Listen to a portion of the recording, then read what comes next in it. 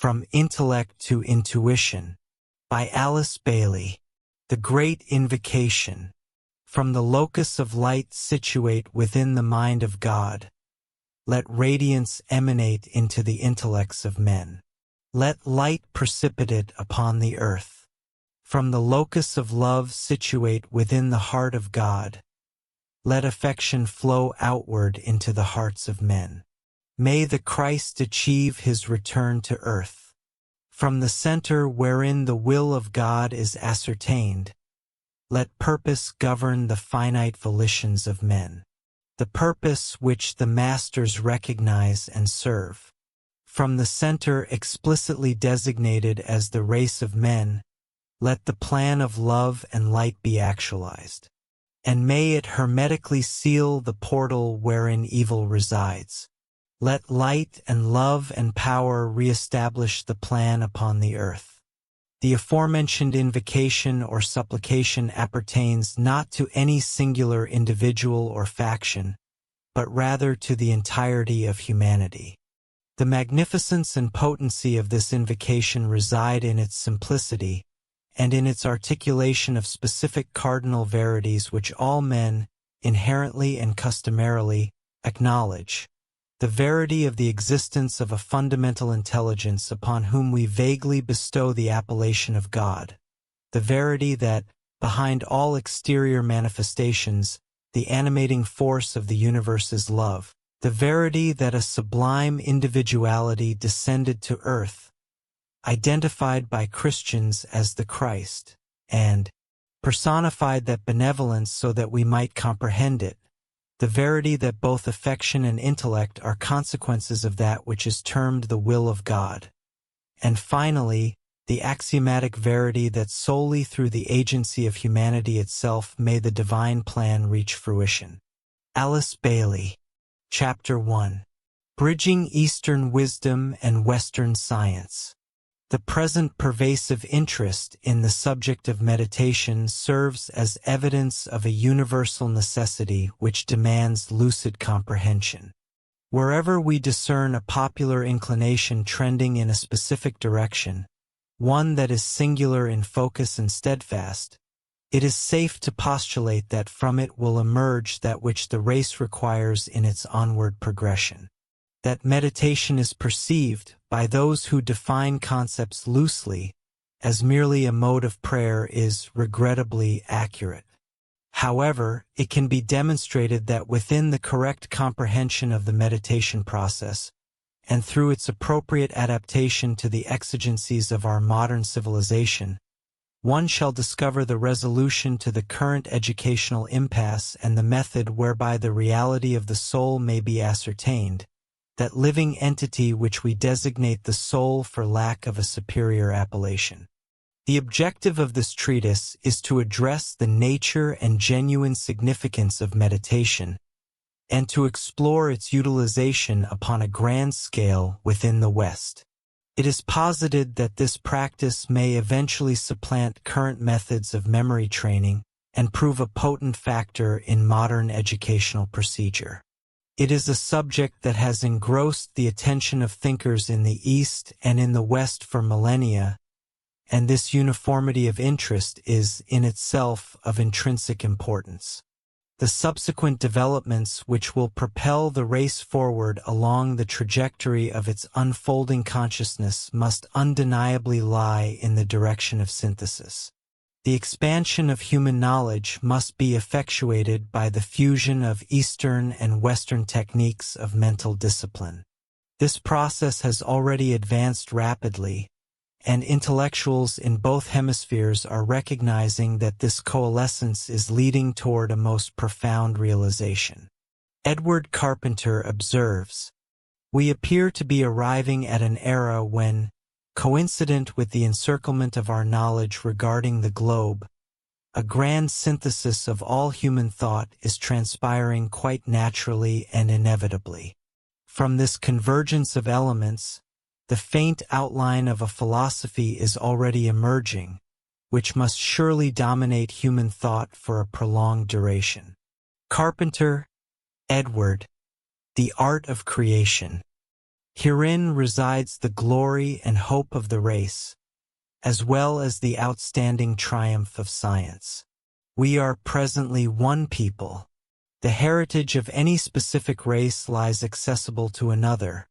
The premier thought of the centuries is available to all, and ancient techniques must encounter and interchange with modern methods.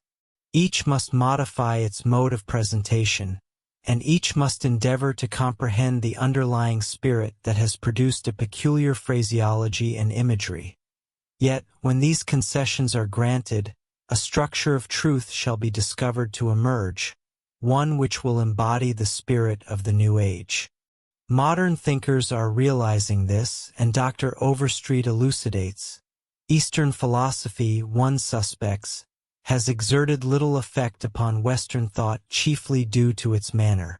However, there exists every reason to believe that as the influence of Western thinking, particularly its experimental pragmatism, is felt in the East, a new philosophic manner will be adopted, and the profound spirituality of Eastern thought will be articulated in modes more acceptable to the Western mind. H.A. Overstreet, The Enduring Quest. Both schools have hitherto tended to antagonize one another, yet the quest for truth has been singular. The interest in that which exists and that which may exist is not confined to either group, and the factors with which each has been compelled to work have remained identical. Although the mind of the Eastern thinker may incline toward creative imagery, and that of the Western worker toward creative scientific achievement, the world into which they enter is curiously identical. The instrument of thought they employ is termed the mind in the West and mindstuff, chit, in the East. Both utilize the language of symbology to articulate their conclusions, and both arrive at the juncture where words prove futile to embody the intuited possibilities. Dr. Jung, one of those seeking to reconcile these hitherto discordant elements, touches upon this in the following extract from his commentary on an ancient Chinese manuscript. He states, "Western consciousness is by no means consciousness in general, but rather a historically conditioned and geographically limited factor, representative of merely one segment of humanity.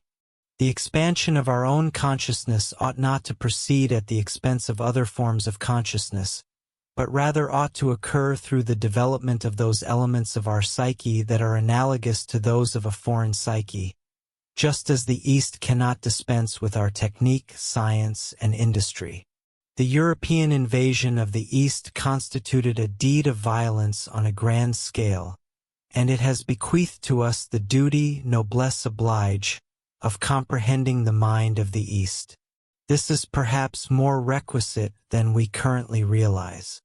Richard Wilhelm and Dr. C. G. Jung. The Secret of the Golden Flower.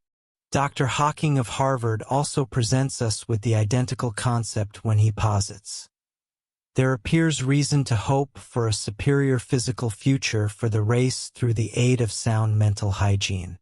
After the era of the charlatans has passed, and to some extent through their aid, there appears a possibility of steadily enlarging self-mastery, as the spiritual sense of such discipline as yoga joins with the sober elements of Western psychology and a sane system of ethics.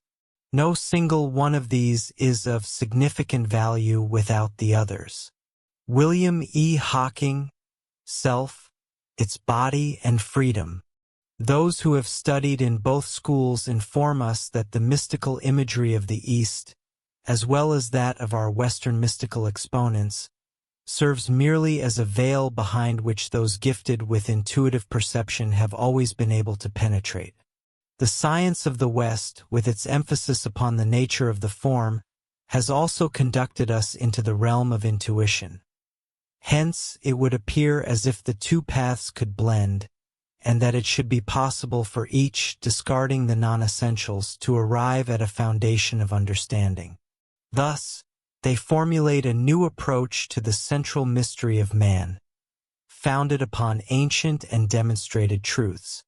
Dr. Jung again addresses this as follows, Science is the paramount tool of the Western mind, and with it, more doors can be unlocked than with bare hands.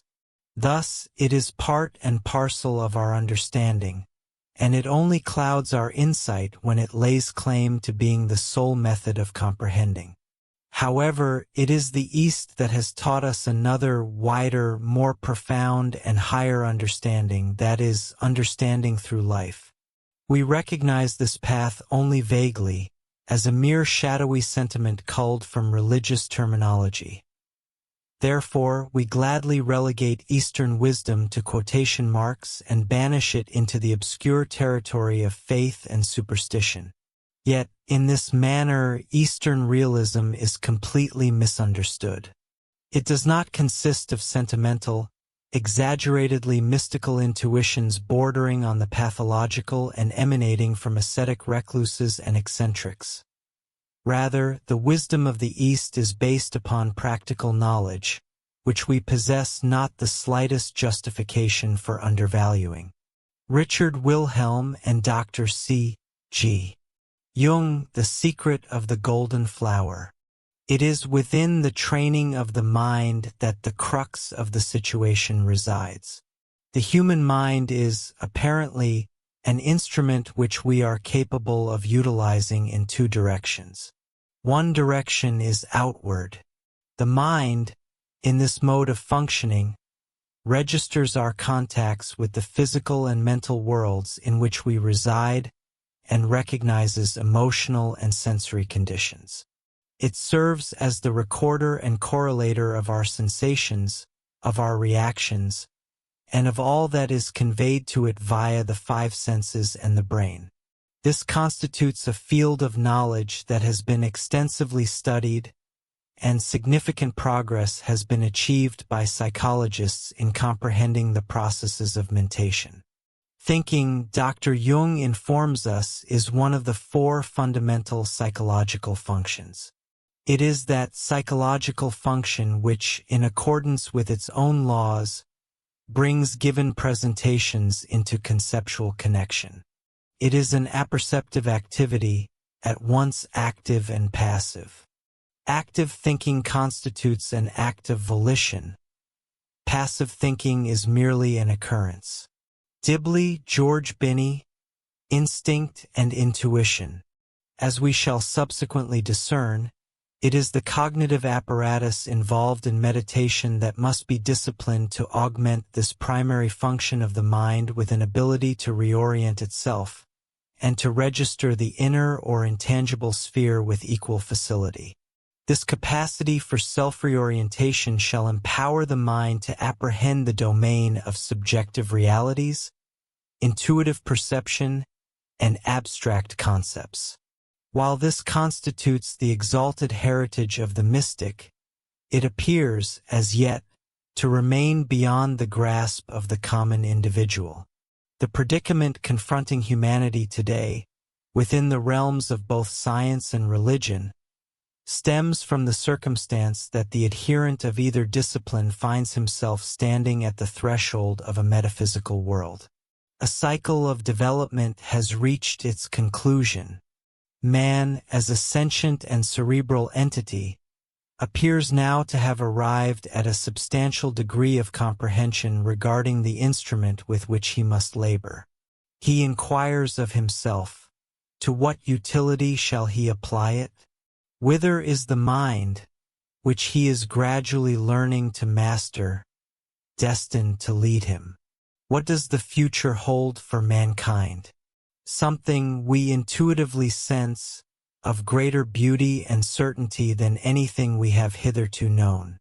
Perchance, it shall be a universal attainment of that knowledge which the individual mystic has possessed.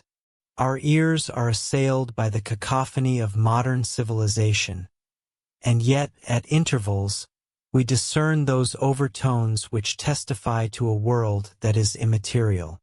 Our vision is obscured by the fog and smoke of our immediate foreground. Nevertheless, there arrive ephemeral glimpses of lucid clarity revealing a subtler state of existence, dissipating the mist to admit a glory that never was on sea or land. Dr. Bennett of Yale articulates these concepts in most exquisite terms, stating, "A film falls from the eyes and the world appears in a new light. Things are no longer ordinary. There comes the certainty that this is the real world whose true character human blindness has until now concealed. Not where the wheeling systems darken, and our benumbed conceiving soars, the drift of pinions, would we hearken, beats at our own clay-shuttered doors. The angels keep their ancient places, turn but a stone and start a wing, 'tis ye. 'Tis your estranged faces, that miss the many-splendored thing. The experience is at first tantalizing, alluring. There is a rumor of a new world, and the spirit is eager for the voyage upon strange seas. The familiar world must be left behind. The great adventure of religion begins. There must exist somewhere a point of certainty. A growing universe may provide for open futures, but whosoever declares that the universe is growing states an unalterable fact regarding its structure, a fact which constitutes the eternal guarantee of the possibility and validity of experiment. Man is a bridge. Even the Superman, once we perceive that he is merely the symbol of the strenuous ideal, proves to be a bridge as well. Our sole assurance is that the gates of the future remain perpetually open. Charles A. Bennett, A Philosophical Study of Mysticism. Perhaps the dilemma resides in this, that the gates of the future appear to open upon an immaterial world, and upon a realm that is intangible, metaphysical, and supersensuous. We have virtually exhausted the resources of the material sphere, yet we have not as of yet acquired the capacity to operate within a non-material one. At times, we even deny its very existence. We face that inevitable experience we designate as death, and yet we take no rational measures to ascertain whether there truly exists a life beyond. The progression of evolution has produced a remarkable species, equipped with a sensitive response apparatus and a reasoning intellect. We possess the rudiments of a faculty we term intuition. With this equipment, we stand before the gates of the future and pose the inquiry: to what purpose shall we apply this composite, complex mechanism which we call a human being? Have we attained our ultimate development? Are there nuances of significance to life that have hitherto escaped our attention? And have they eluded us because we possess latent powers and capacities as yet unrealized? Is it possible that we remain oblivious to a vast world of life and beauty, governed by its own inherent laws and phenomena? Mystics, seers, and thinkers of all ages and in both hemispheres have attested that such a world exists. With this equipment, which we might designate the personality, man stands with the past behind him, in a present replete with chaos, and before a future into which he cannot peer. He cannot remain static. He is compelled to advance, and the vast educational, scientific, philosophic, and religious organizations are all endeavoring to instruct him regarding his path and to present to him a solution to his predicament. That which is static and crystallized eventually disintegrates. Furthermore, where there is arrested growth, abnormalities will manifest and retrogression shall ensue. It has been observed that the danger we must eschew is that of a disintegrating personality. If humanity lacks potentiality, if man has attained his zenith and can advance no further, then he should acknowledge this fact and render his decline and fall as effortless and aesthetic as possible. It is encouraging to observe how, in 1850, the dim outlines of that portal into the new age were faintly discerned, and to note the profound concern thinkers then evinced lest man fail to internalize his lesson and advance. Consider the words of Carlyle and observe how apposite they remain to the present era. In the days that are passing over us, even fools are arrested to ask the meaning of them. Few of the generations of men have seen more impressive days. Days of endless calamity, disruption, dislocation, confusion worse confounded. It is not a small hope that will suffice us, the ruin being clearly universal. There must be a new world if there is to be a world at all. That human beings in Europe can ever return to the old sorry routine, and proceed with any steadiness or continuance therein, this small hope is not now a tenable one. These days of universal death must be days of universal rebirth, if the ruin is not to be total and final. It is a time to make the dullest man consider whence he came and whither he is bound. L. P. Jacks, Religious Perplexities. Reflecting upon the 70 or more years that have elapsed since Carlyle penned these words, we recognize that mankind did not fail to advance. The electrical age was inaugurated, and the wonders of the scientific achievements of our time are universally recognized. With optimism, therefore, in a time of renewed crisis, we may proceed with true fortitude, for the portals into the new age are far more distinctly visible.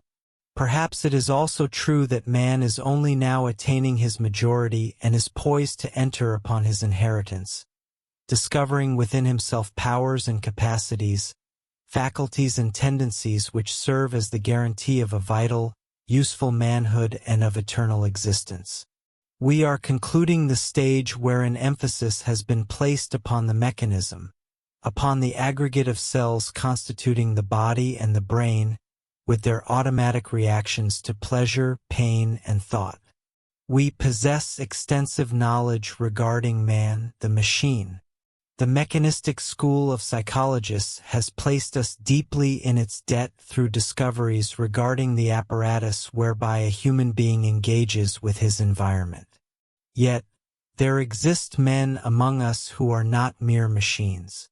We possess the right to measure our ultimate capacities and our potential greatness by the achievements of the most distinguished among us.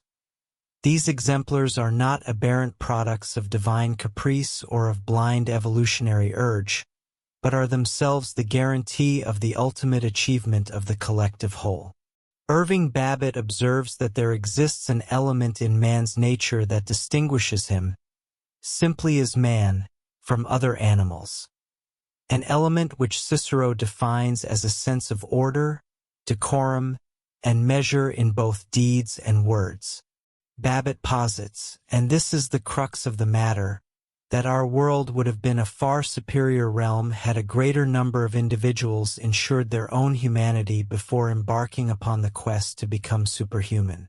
Irving Babbitt, Humanism, an essay at definition.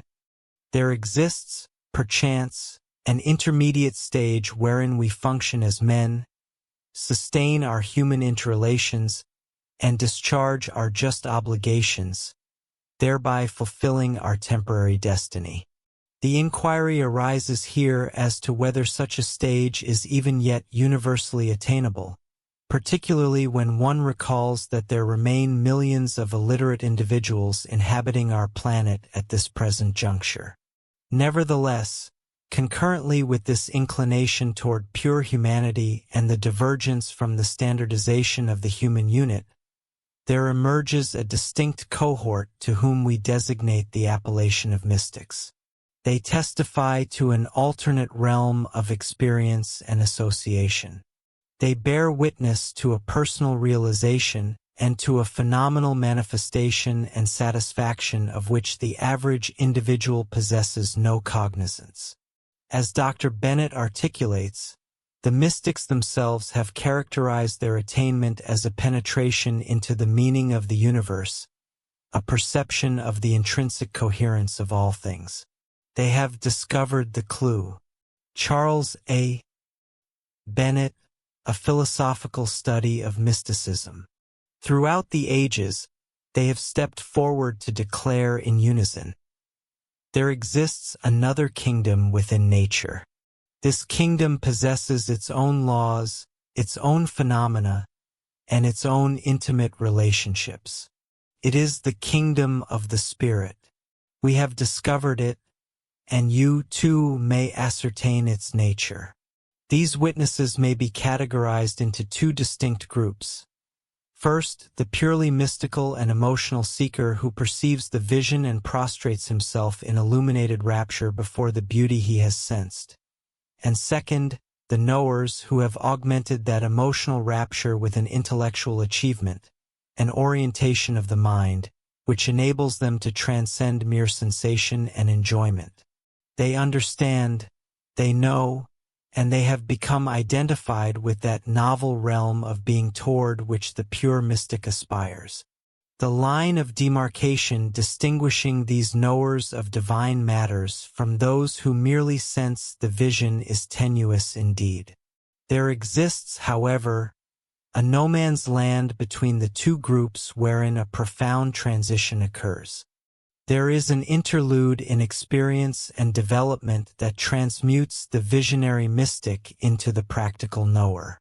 There is a process and a technique to which the mystic may subject himself, which coordinates his being and cultivates within him a new and subtle apparatus.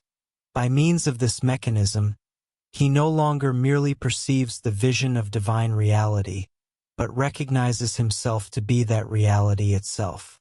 It is with this transitional process, and with this labor of educating the mystic, that the technique of meditation is concerned.